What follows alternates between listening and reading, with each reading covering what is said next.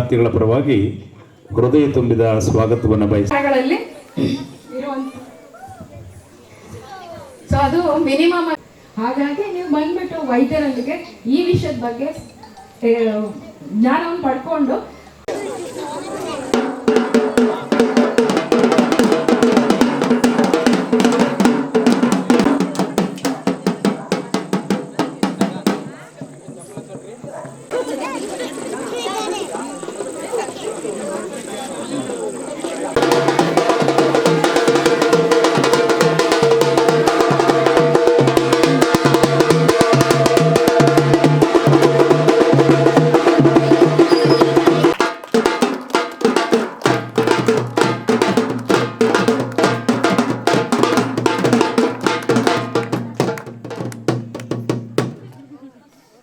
ನಿಮಿಷ ಸರ್ ಒಂದು ನಿಮಿಷ.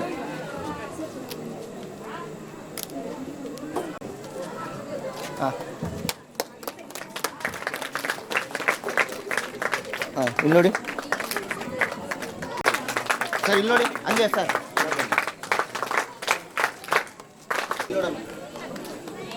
ಒಂದು ನಿಮಿಷ. ಮೈಸೂರು ವಿಶ್ವವಿದ್ಯಾನಿಲಯ ಆಗಬೇಕಾಗಿದೆ. ನಮ್ಮ ಗ್ರಾಮಗಳ ಉದ್ಧಾರದ ಹೊರತು ದೇಶದ ಉದ್ಧಾರ ಸಾಧ್ಯವಿಲ್ಲ ಎಂದು ಅಭಿಪ್ರಾಯಪಟ್ಟರು. ನಿಮಗೆ ಶ್ರಮದಾನ ಮಾಡುವ ಮೂಲಕ ನಮ್ಮದು ಹೇಳಿ ಕೇಳಿ ಭಾರತ ಹಳ್ಳಿಗಳ ನಾಡು. ಈ ಹಳ್ಳಿಗಳಿಂದ ಅನ್ನವನ್ನು ಕೊಡ್ತೇವೆ ಹೊರತು ಅನ್ನವನ್ನು ಇಸ್ಕೊಡೋದಿಲ್ಲ. ಕಷ್ಟದ ಜೀವನ ಹೇಗಿರ್ತದೆ ಆ ಒಂದು ಅರಿವನ್ನು ನಿಮ್ಮ ತಲೆಗೆ ಪ್ರತಿ ದಿವಸ 7 ದಿವಸದಲ್ಲಿ ಹಲವಾರು ಸಮಾಜಮುಖಿ ಚಿಂತೆಗಳನ್ನು ನಡೆಸಿ ಆರೋಗ್ಯದ ಇದಿರ್ಬೋದು, ಕಲೆಗಳ ಬಗ್ಗೆ ಇರ್ಬೋದು, ಸಂಸ್ಕೃತಿ ಬಗ್ಗೆ ಇರ್ಬೋದು, ಸಾಹಿತ್ಯದ ಬಗ್ಗೆ ಇರ್ಬೋದು, ಸಮಾಜದ ಬಗ್ಗೆ ಹೆಚ್ಚು ಗಮನ ನೀಡ್ತಕ್ಕಂಥ ಕ್ಷೇತ್ರಗಳ ಹಿರಿಯರನ್ನು ಕರೆಸಿ ನಿಮಗೆ ಜ್ಞಾನಾರ್ಜನೆ ಮಾಡುವ ಮೂಲಕ ಶ್ರಮದಾನವನ್ನು ಹೇಗೆ ಹಳ್ಳಿಗಳನ್ನು ಉದ್ಧಾರ ಮಾಡಬೇಕು ಅಂತಕ್ಕಂಥ ಕಾರ್ಯಕ್ರಮವನ್ನು ಮಾಡಿ ನಿಮಗೂ ಒಂದು ಒಳ್ಳೆಯ ಉತ್ತಮ ಸಂದೇಶವನ್ನು ಕೊಟ್ಟಂತಹ ನಮ್ಮ ಯತೀಶ್ವರ ಸರ್ ಅವರಿಗೆ ವಂದಿಸಿ, ನೀವು ಹಾಸನ ಜಿಲ್ಲೆಯಲ್ಲಿ ಹುಟ್ಟಿರೋದೇ ಒಂದು ಹೆಮ್ಮೆ. ಕಾರಣ ಏನಂದರೆ ನಮ್ಮ ಜಿಲ್ಲೆ ಅತಿ ಸಂಪದ್ಭರಿತವಾದಂಥ ಜಿಲ್ಲೆ. ಈ ಜಿಲ್ಲೆಯ ಮಣ್ಣಿನ ನೆಲಗಟ್ಟು ಈ ರಾಷ್ಟ್ರ ಇಡೀ ಪ್ರಪಂಚವೇ ನೋಡ್ತಕ್ಕಂಥ ಒಂದು ಸನ್ನಿವೇಶಗಳನ್ನು ತಂದುಕೊಟ್ಟಿದ್ದಾರೆ. ನಮ್ಮ ಜಿಲ್ಲೆಯ 7 ತಾಲೂಕಿನಲ್ಲೂ ಸಹ ಒಂದೊಂದು ವಿಶೇಷತೆಯನ್ನು ಹೊಂದಿದ್ದೇವೆ. ನಿಮಗೆ ಗೊತ್ತಿಲ್ಲ, ಕೆಲವು ಕಡೆ ಕುಡಿಲಿಕ್ಕೆ ನೀರು ಸಿಗೋದಿಲ್ಲ.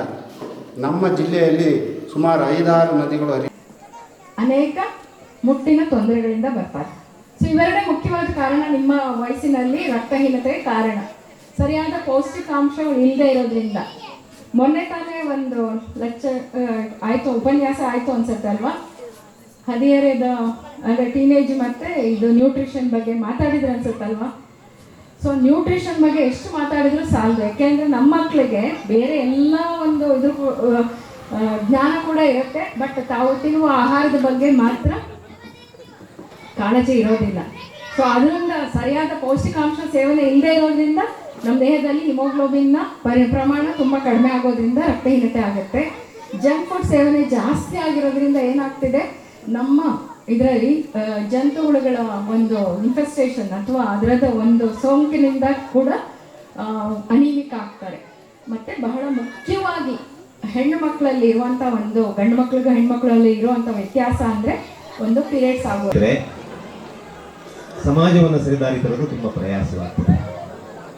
ಅದನ್ನು ಅರ್ಥಪೂರ್ಣವಾಗಿ ನಿಮ್ಮ ಅಂತರಂಗಕ್ಕೆ ತಲುಪಿಸಿದರೆ, ನಾನು ನಿನ್ನೆ ಬರಬೇಕಾಗಿತ್ತು. ನಿನ್ನೆ ಬಸವ ಜಯಂತಿ ಪ್ರಯುಕ್ತ ಈ ನಾಡಿನ ಸಾಂಸ್ಕೃತಿಕ ನಾಯಕ, ಬಹುದೊಡ್ಡ ಸಮಾಜ ಸುಧಾರಕರು, ಪರಿಸರ ಪ್ರೇಮಿಗಳು, ವೈಜ್ಞಾನಿಕ ಚಿಂತಕರು ಮೇಡಮ್ ಏನು ಹೇಳ್ತಾ ಇದ್ರು, ಮಹಿಳೆಯರಿಗೆ ಶಿಕ್ಷಣ ಅಗತ್ಯ ಏನಿದೆ ಅನ್ನೋದನ್ನು 12ನೇ ಶತಮಾನದಲ್ಲಿ ಮನಗಂಡು ಅವತ್ತು ಮಹಿಳಾ ಶಿಕ್ಷಣಕ್ಕೆ ಒತ್ತನ್ನು ಕೊಟ್ಟಂತ ಮಹಾನ್ ಚೇತನ ಬಸವೇಶ್ವರರು. ವೇದಕಾಲೀನ ಇತಿಹಾಸವನ್ನು ಹೊರತುಪಡಿಸಿದರೆ ಮಹಿಳೆಯರಿಗೆ ಅಲ್ಲಿ ಬಸ್ತು 5-6 ಜನ ಸಿಗ್ತಾರಷ್ಟೇ ಮಹಿಳೆಯರು. 12ನೇ ಶತಮಾನದಲ್ಲಿ ಸುಮಾರು 35-36 ಜನ ಮಹಿಳೆಯರನ್ನ ಆ ಕಾಲದಲ್ಲೇ ಪುರುಷನಿಗೆ ಸರಿಸಮಾನಾಗಿ ನಿಲ್ಲಿಸಿ ಅವರಿಂದ ವಚನಗಳನ್ನು ಬರೆಸ್ತಾರೆ, ಬದುಕನ್ನು ಕಟ್ಟಿಸ್ತಾರೆ. ಜೊತೆಗೆ ಪುರುಷರಿಗೆ ಒಂದು ಮಾರ್ಗದರ್ಶನವನ್ನು ಕೂಡ ಮಹಿಳೆಯರು. ನಮ್ಮ ಕರ್ನಾಟಕದ ಬೇರೆ ಬೇರೆ ಭಾಗಗಳಿಂದ ಅನೇಕ ಜನ ಜಾನಪದ ಕಲಾವಿದರು ಇಲ್ಲಿಗೆ ಆಗಮಿಸಿದ್ದಾರೆ. ಜನಪದ ಅನ್ನುವಂತಹದ್ದು ನಮ್ಮ ಬದುಕಿನ ಒಂದು ಮೂಲ ಸಂಸ್ಕೃತಿ. ಆ ಮೂಲ ಸಂಸ್ಕೃತಿಯನ್ನ ಮತ್ತೆ ಉಳಿಸಿಕೊಳ್ಳಬೇಕಾದಂತಹ ಒಂದು ಅಗತ್ಯತೆ ಮತ್ತು ಅವಶ್ಯಕತೆ ಇವತ್ತು ಅತಿಯಾದ ಜರೂರಿನ ಕೆಲಸ ಅಂತ ಹೇಳಲಿಕ್ಕೆ ನಾನು ಬಯಸ್ತೇನೆ. ಇವತ್ತು ಎಲ್ಲ ಹಳ್ಳಿಗಳಲ್ಲಿ ಜಾನಪದ ಕಲೆಗಳು ಕಣ್ಮರೆಯಾಗ್ತಾ ಇರುವಂತಹ ಕಾಲಘಟ್ಟದಲ್ಲಿ ನಾವಿದ್ದೇವೆ. ಆ ಹಿನ್ನೆಲೆಯಲ್ಲಿ ಇವತ್ತು ನಂದಿಧ್ವಜ ಕುಣಿತ ಇರಬಹುದು, ತತ್ವಪದ ಗಾಯನ ಇರಬಹುದು, ಜಾನಪದ ಗೀತೆಗಳ ಗಾಯನ ಇರಬಹುದು, ಅದರ ಜೊತೆಗೆ ತಮಟೆ ವಾದನ ಇರಬಹುದು.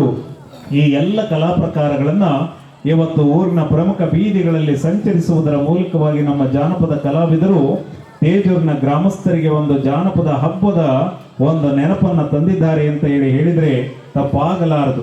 ಈಗಾಗಲೇ ಪರಿಸರ ಸಂರಕ್ಷಣೆಯನ್ನು ಕುರಿತ ಹಾಗೆ ನಮ್ಮ ಸನ್ಮಿತ್ರರಾದಂಥ ಹಿರಿಯರಾದ ಶಿವಶಂಕರಪ್ಪನವರು